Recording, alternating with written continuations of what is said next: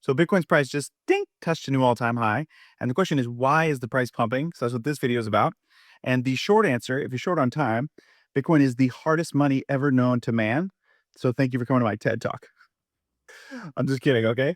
Stupid joke. That is the answer. But if we want to talk a little bit more about why it's pumping this week, even though everybody just jumped off the video because of that joke. So why is the price pumping this week? Why do we hit a new all-time high? And why, even though we saw a little pullback after we tested the new all-time high, are we most likely to continue up and to the right? I'm John from My Favorite Thing About Bitcoin. I discovered Bitcoin in 2014, been trying to study it and understand it better ever since then. And so this channel's mission is to help people better understand Bitcoin and grow their conviction. Well, ultimately, the answer is Bitcoin's the hardest money ever known to man. But what's really happening is just more and more people realizing that. So first of all, you got Warren Buffett, who might as well be a Bitcoiner at this point, after he came out and said this. Obviously, we wouldn't want to be owning anything that we thought was in a currency that was really going to hell. And that's the big thing we worry about with the United States currency. I mean, it's the tendency of a government to want to debase its currency over time. There's no system that beats that. There will be a push toward weaker currencies. And of course, that is, I mentioned very briefly in the annual report that the fiscal policy is what scares me in the United States. In the end, if you've got people that control the currency, the natural course of government is to make the currency worth less. To me, that clip is him stumbling all over himself to not say the one most glaring truth, which is the US dollar is a devaluing pile of dirt and you shouldn't buy it or own it.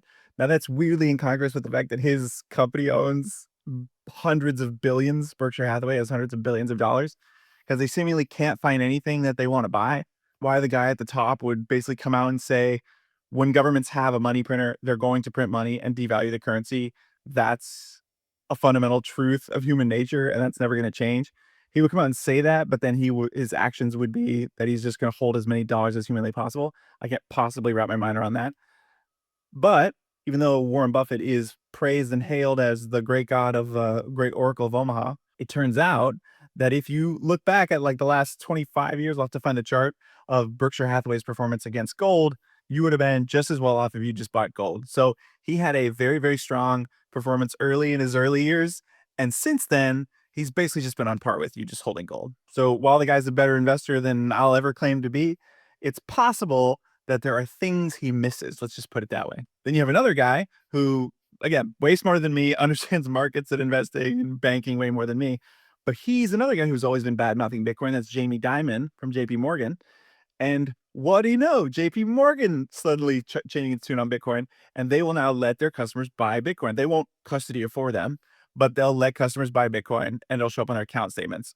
So even the people who have been like the staunchest, most anti-Bitcoin people and just coming out, calling it dirt, calling it worthless, calling it a scam, calling it rat poison, what do you know? Their giant shipping tanker is slowly turning towards Bitcoin, just like everyone else. Because if you ever watch one of my other videos, like I said at the end, it's inevitable.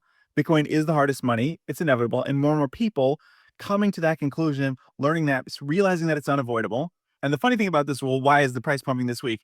Most of us have been saying for months, why hasn't it already been pumping? So the more interesting or almost the more pertinent, funnier question is, why did it take this long for us to hit a new all-time high in May rather than we've had all this bullish signal basically for all of 2025? And well, aside from, rocky tariff stuff, but a lot of bullish signal for most of 2025.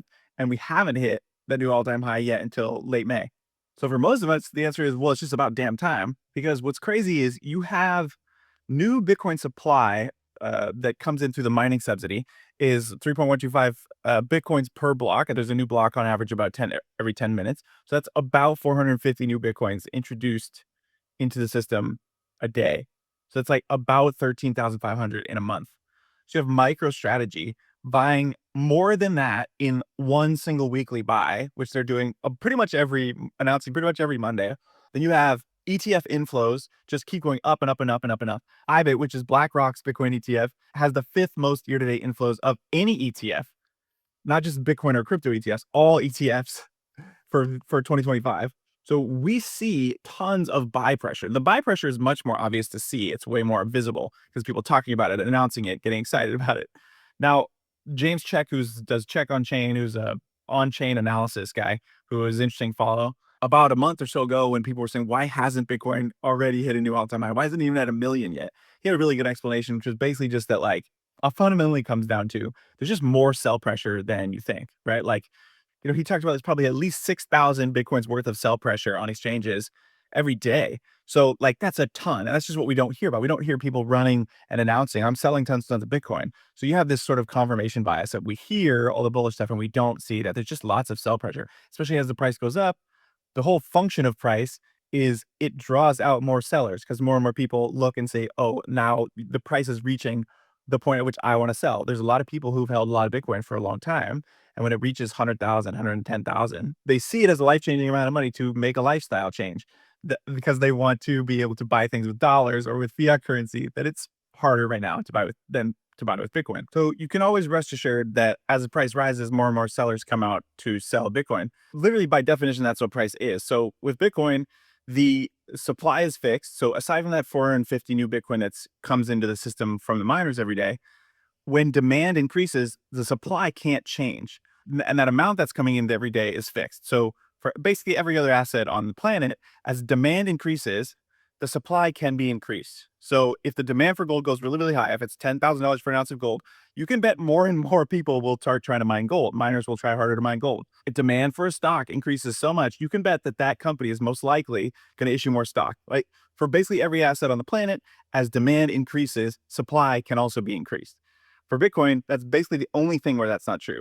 So yes, there's 450 new Bitcoin issued every day, but that number can't change no matter how much the demand goes up. And when the next halving comes, that number will be cut in half. So because supply can't change as demand grows, the only thing that can change is price. So as more demand comes in for Bitcoin, what that means is the price has to move up in order to find more and more people who are willing to sell. So you exhaust sellers at one price level and price moves up to find sellers who are willing to sell at the next price level. So there's people who won't sell at 101K who will sell at 102, et cetera, et cetera. If you never looked at an order book and just watched it in real time, it's actually very helpful to visualize it because you literally can see the orders coming in for sells and the orders coming in for buys.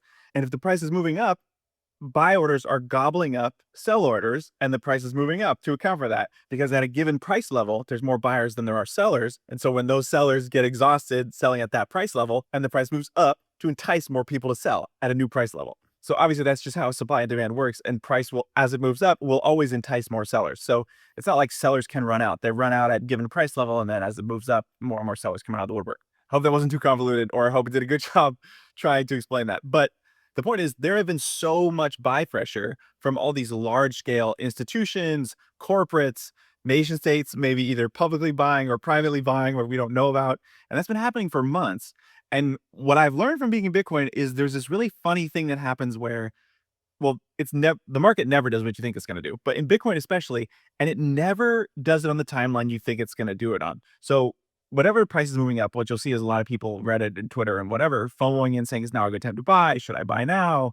Bitcoin's price is going up. Am I too late? And mostly it's short-term thinking because they're mostly thinking, should I buy this thing now and have it go up and then I'll probably sell it once it goes up? One of the lessons I've learned from being in Bitcoin, it takes way longer than you think it is. Most people think, I'm gonna buy Bitcoin and get rich tomorrow.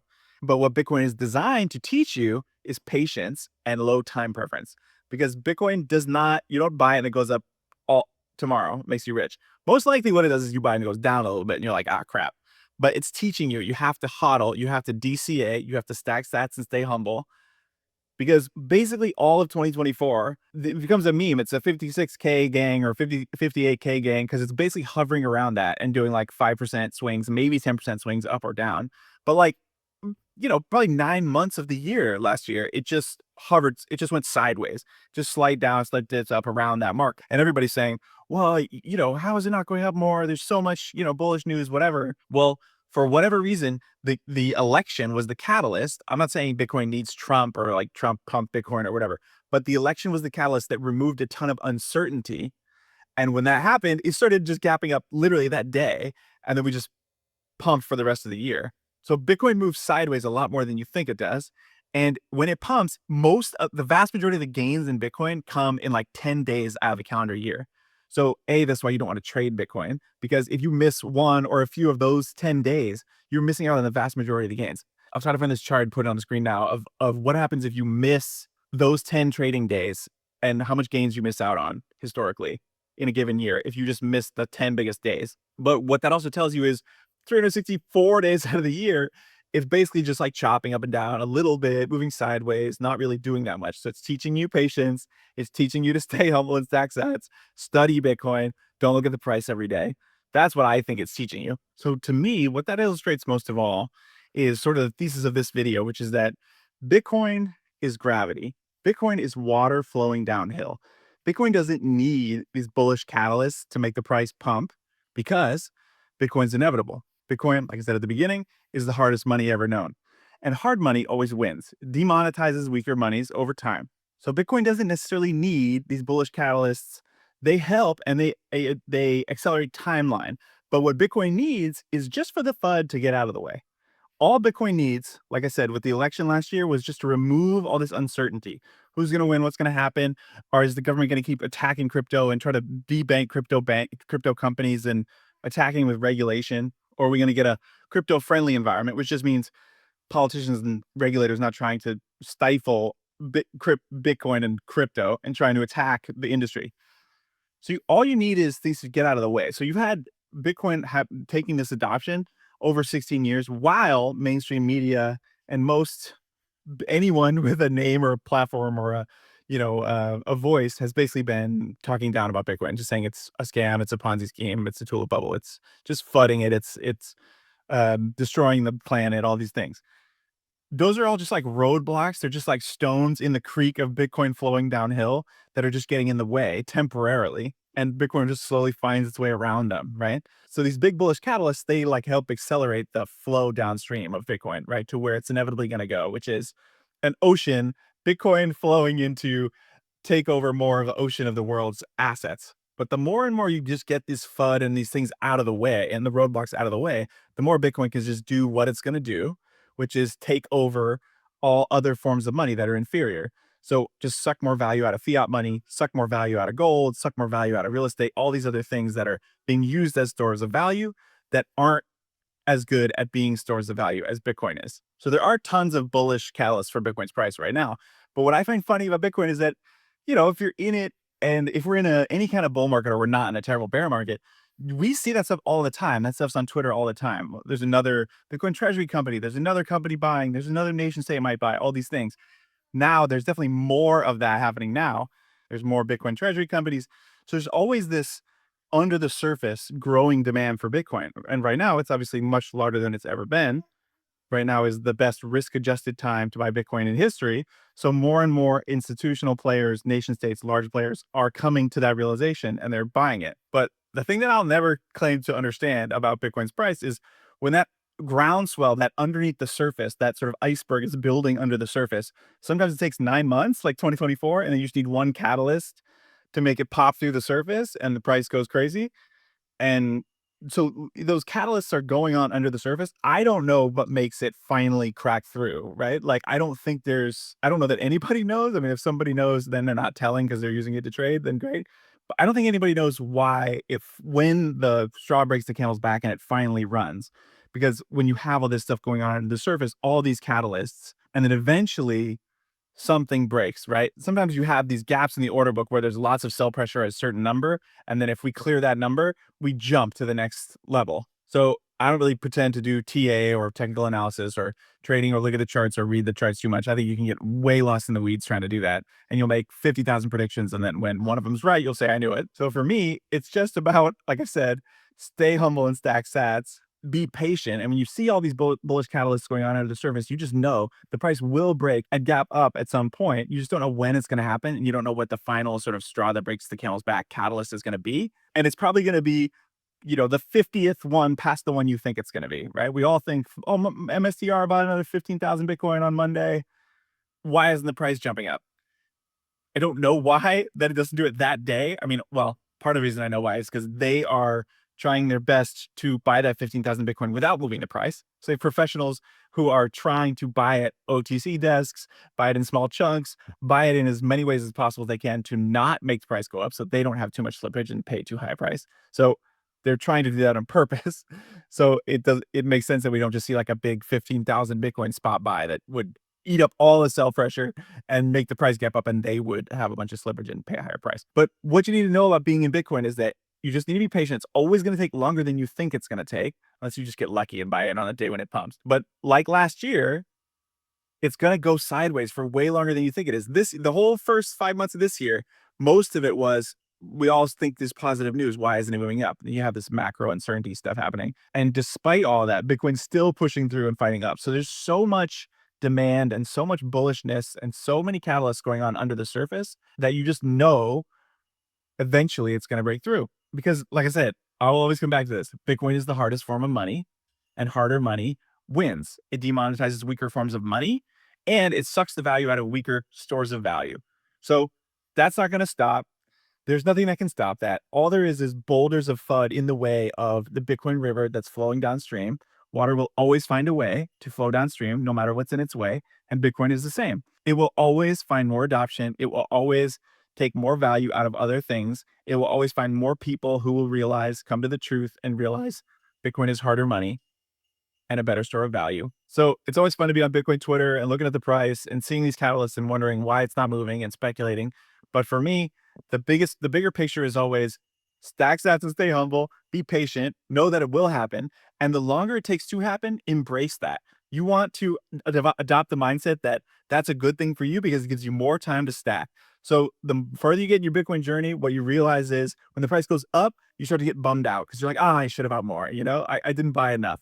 And I had the conviction, or maybe I did buy a lot, but I'm losing out on the chance to stack more at a lower price. And when Bitcoin's price goes down, you start to get excited because you're like, okay, great. I can take more of this garbage fiat that I'm mining from my job or whatever source and exchange that for hard money, which is Bitcoin, at a lower exchange rate. So, and many times in this video, I said Bitcoin is harder money always wins. If you want to better understand why that is, I have another video where I go in depth on the properties that make Bitcoin better than other things at being money.